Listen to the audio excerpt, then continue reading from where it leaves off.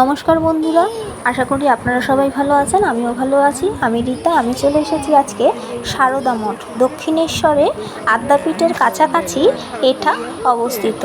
তো এই সারদা মঠ একদম বেলুড় মঠের মন্দিরের আদলেই দেখুন এই মন্দিরটা একদম বেলুড় মঠের মতো, আর ভেতরটা খুব নিরিবিলি নিস্তব্ধ একদম। চারিদিকে সবুজ গাছপালা।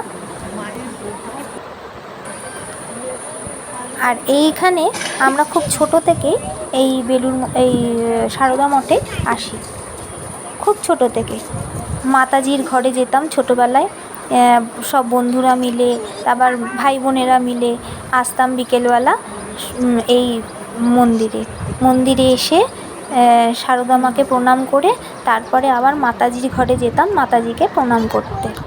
তো আমরা ছোট থেকেই এখানে ভোগ নিতে আসি।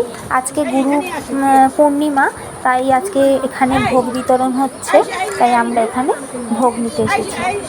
ওই আমার এক কাকিমা আর আমি।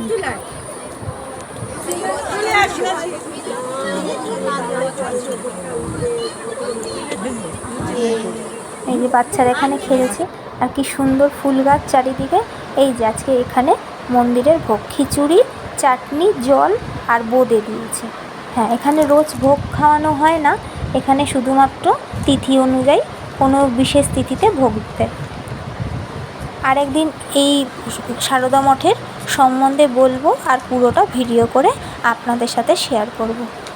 আজকে এখানেই শেষ করছি। নমস্কার।